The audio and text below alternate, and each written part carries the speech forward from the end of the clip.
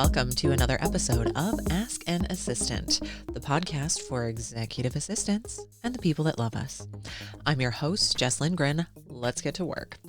Somehow it is already, at the time of recording, December 10th. It honestly feels like it was January just yesterday, but here we are, down to the last 2.5 weeks of 2025. I have so many questions about gifting in my inbox, so I figured now would be a good time for a little gifting refresher. Starting off at the surface level, number one, gifts flow down, not up. This is particularly pertinent to you, the executive assistant, to someone in a leadership role, and it also applies to the company at large. Number two, pay attention to what you've done in the past, adjust for current economy and business performance. And then number three, be as generous as you can for any and all gift recipients. This includes customers, clients, prospects, employees, everyone. Be as generous as you can for everyone receiving a gift while respecting the rules your legal and financial professionals set for you. All right, digging in a little deeper, we're going to really focus in on the legal and financial professionals. Like, you need to speak with them first before you do any gifting. They're going to help you set a budget. They're going to help you understand the rules depending on your industry, depending on your company's financial structure, depending on if your company observes calendar or fiscal year. Maybe gifting happens Q1 of the next calendar year because that's when the fiscal year ends.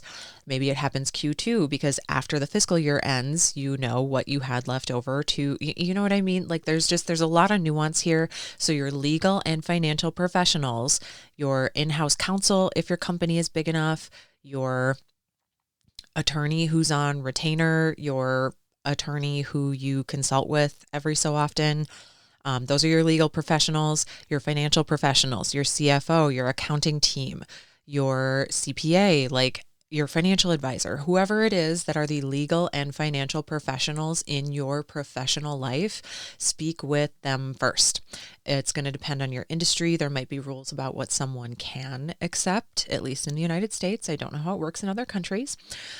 Some, like government in particular, a lot of times departments will have a max gift of $25. That makes a difference depending on your company's industry, your company structure, all that stuff. Gifting rules are going to matter, and they are often taxable. So with all that in mind, we're going to dive in. Gifts flow down, not up.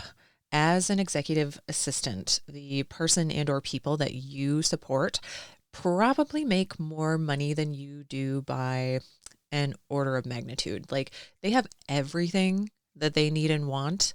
And unless what they want is a yacht, you likely can't afford that. Like, if you really feel compelled to give something to the person and or people that you report to, here are some ideas. Thing one, a handwritten thank you note. Everyone loves it. It's small, it's thoughtful, it's personal, it's meaningful. Really depends on your executive. Some people will read it, throw it in the trash, not for them.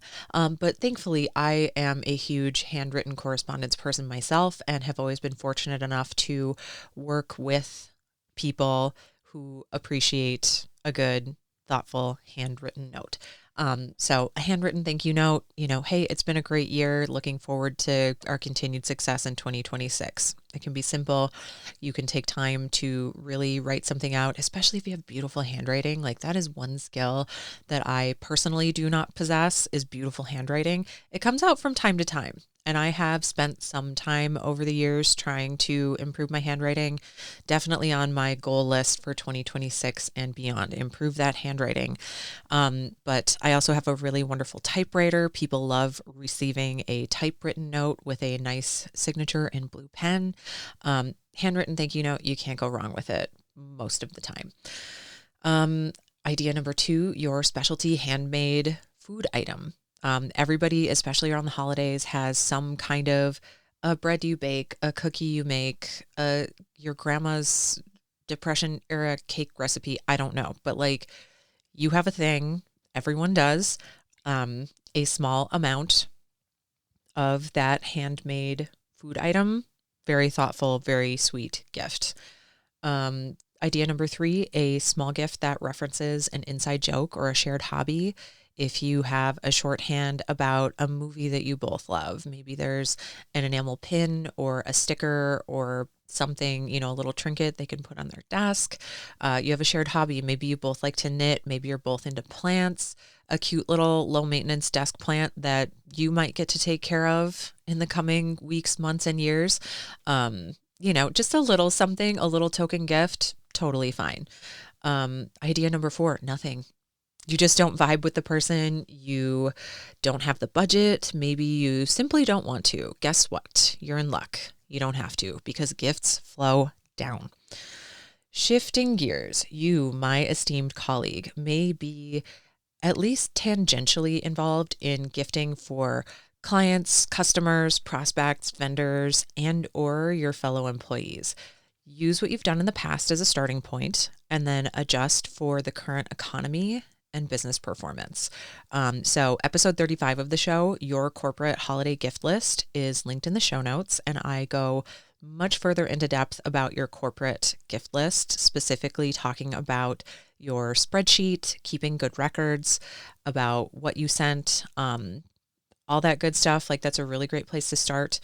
And there should be a downloadable template. I will look for it. If you look for it before I do and it's not there, let me know and I will make sure to fix that as soon as possible.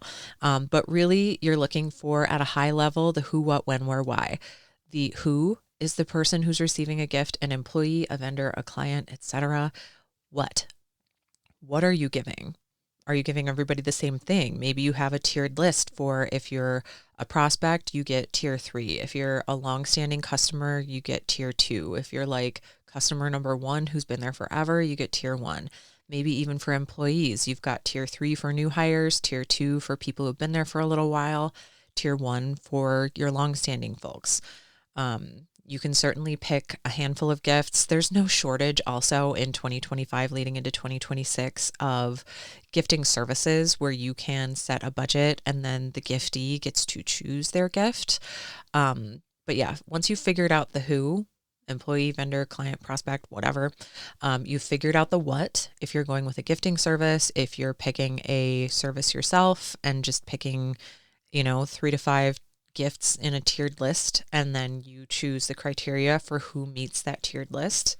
Boom. Don't make it more complicated than it has to be. Next, you're going to choose the when. When are you sending it?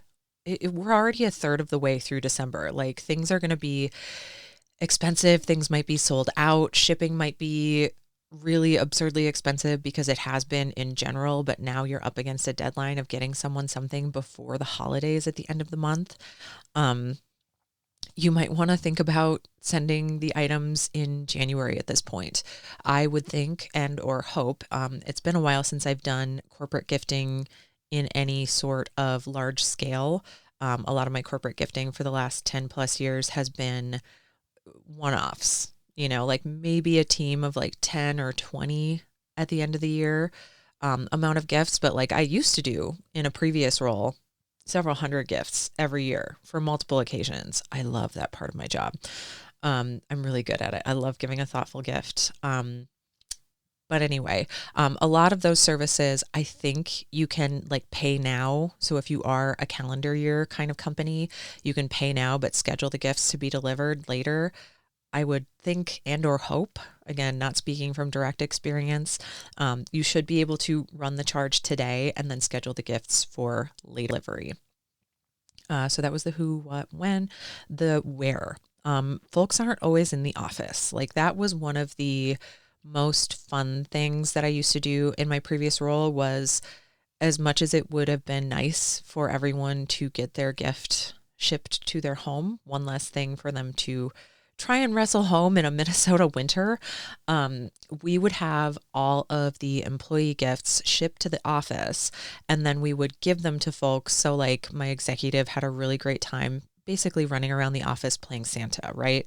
Like we would just have a cart, like a wheeled cart with everyone's gigantic gift baskets on them. And we would have to do like a few people at a time.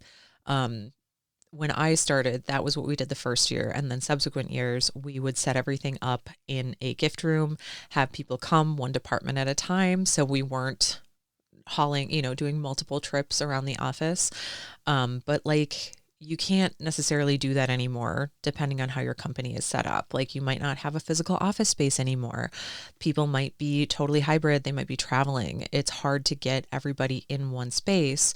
So are you doing something where you use it or lose it? Like you're in the office and you get a gift. You're not in the office, you don't get a gift. A little unfair, but you're going to do whatever you're going to do that's best for your company. You might be shipping to people at home. This runs into some very interesting, are these legal issues? Like it runs into some very interesting gray area in terms of, do you have permission to send something to someone's home, like a physical item? And then how do you go about getting their mailing address? Like, does HR have to be involved in placing the orders? Do you have to get individual permission from every employee to ship something to their home? Is there something in your employment agreement that says the company can ship things to your home? Like people don't always think about these things, but that's a big part of my job, is deconstructing things and thinking through the details and thinking about the implications of things and doing it the best way. Path of least resistance. Like I don't want someone coming to me after the fact, like after sending them a nice gift to their home and being like, hey, where'd you get my email? Where'd you get my personal home address from? So you're also going to potentially run into issues if you are an international company, if you are shipping to multiple cities, states, countries. You're getting hit with really high shipping rates. Maybe it's something like if you're sending a really nice, really generous gift, like maybe you're sending a luxury good, maybe you're sending electronics and you want people to sign for delivery on that. Delivery on that, especially in December, especially time sensitive, is going to be really expensive. If you are really dead set on things needing to come from your office, let's just say your office is in the United States. Let's say you are based in California and you're shipping to France. You're shipping from the West Coast of the United States all the way to Europe, right? Shipping rates are going to be a little bit different if your office was based in New York, but also in the year 2025, you are running into taxes, duties, import fees, export fees, all kinds of fun stuff. Like there's a lot that goes into the where that you're going to ship something to.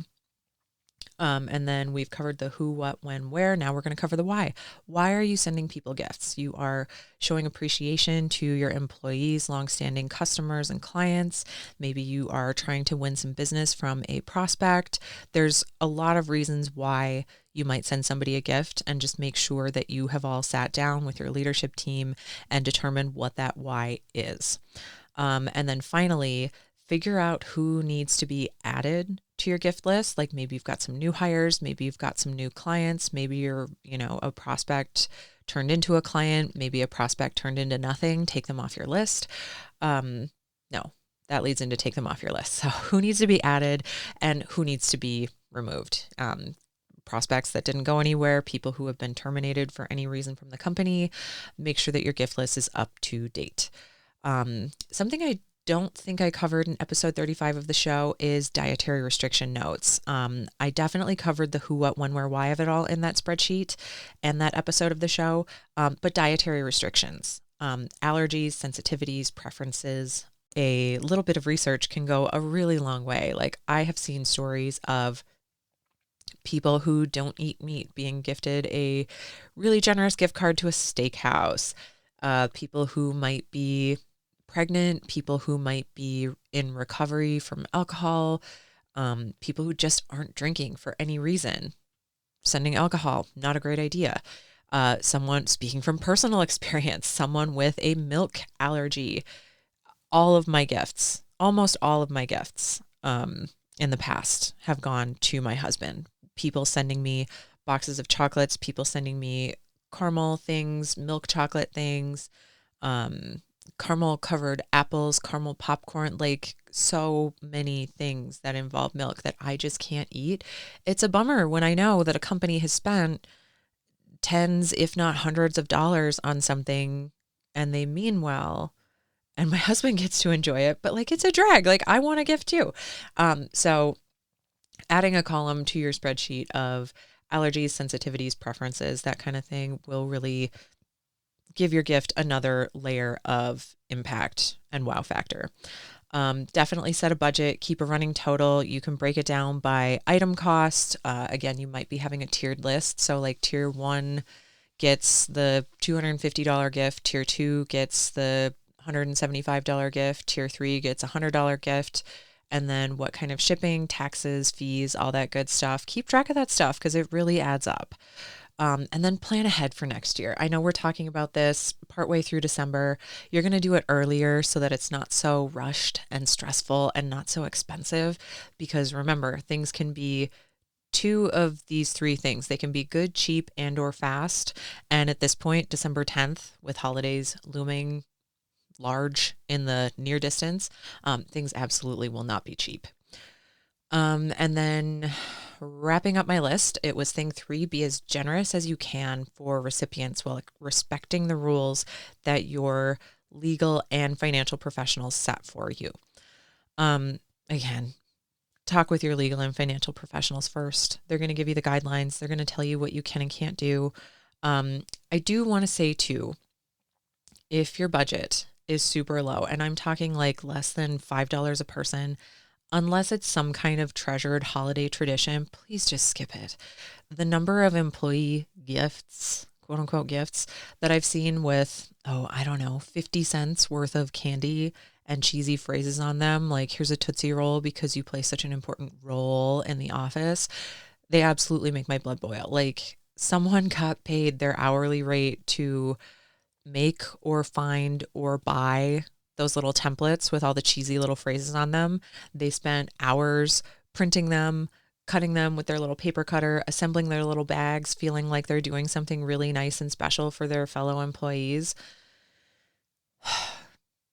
The 50 cents worth of stuff, and you just spent a bunch of someone's time and salary. Like you have to think about the tangential cost that goes into, like, if your HR person, let's just say, is the one who just spent 2 weeks making and assembling these little bags for everybody, you paid 2 weeks worth of somebody's salary. That money absolutely could have gone to buying everybody a really nice gift, or at least nicer than some candy in a bag. Like, be honest with folks that maybe if gifts aren't in the budget right now, but please don't give something cheesy or cheap or say that you can't do a gift at all right after you gave bonuses to your top performing salespeople. Maybe your C-suite people really got something special, or bragging about record profits. Like if you look up Sephora, sometime in the last couple of years, said that they had like a record year of profits and sales,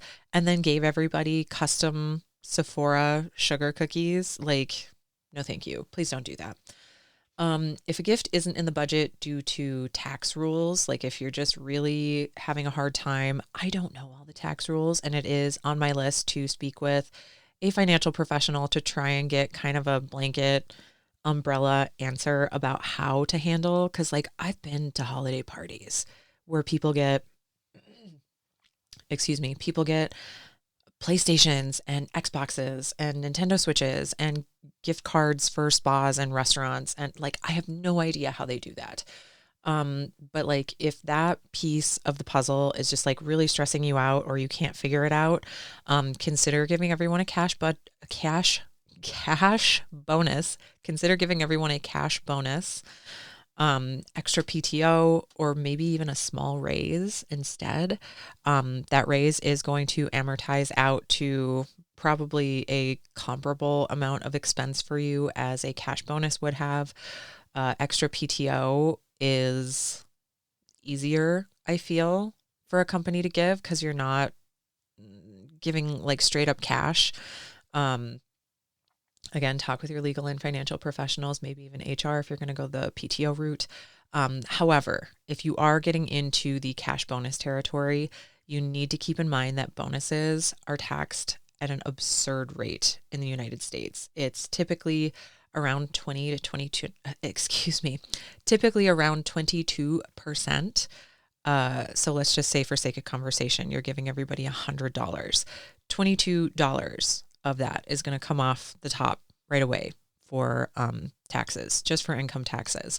And in addition to the income tax, bonus payments are subject to Social Security deductions, Medicare, unemployment taxes. Depending on where you live and work, your bonus check might also require state and or local taxes to be deducted as well. I live in New York State. I don't live in New York, the city. There are definitely some special tax rules for New York, the city. And then I also have friends who live in Portland who have said that if you live in Portland proper, that you have to file not only a federal income tax return every year, a state of Portland tax return. Portland, Oregon. Oh my God. You have to file 3 tax returns, is my understanding. If you live in Portland, Oregon, you file federal, state, and city taxes. So depending on where you live and or work, your bonus check might also need those extra taxes taken out. Even if you are giving $100 bonus on paper, it might be like $50 or less by the time it gets to someone's wallet. So again, financial, legal, HR professionals, they are dope. Get them. And that's everything I have for this week. Gifting, gifts flow down. Be generous as you can, especially right now. A lot of people are struggling. Holidays are hard and expensive, and money doesn't go as far as it used to. And a lot of people are wishing for necessities instead of gifts and convenience items and that kind of thing. And it just, I don't know. That's where I'm going to leave it for today. I hope you're all happy, healthy, and hydrated as best you can be. I am going to leave a link for a fundraiser for my nieces and nephews' local school. Syracuse is a historically underprivileged city and area. The kids definitely go to an underprivileged school, and the one of the office ladies, her name is Miss Sarah, she is doing a really great blind holiday wish list, so it's not like you're buying gifts for John Smith. She sat down with the kids privately, individually, made little wish lists for them, and she is making sure that those wish lists get fulfilled. So a link to that fundraiser will be in the show notes. Any support that you might be willing to give would be so appreciated. I know everyone is stretched thin this time of year and perpetually into the future. But yeah, anything you can do, very appreciated. And again, hope you're happy, healthy, hydrated. As always, leave your comments, questions, thoughts, and concerns for me at askanassistant.com. And until next week, take care.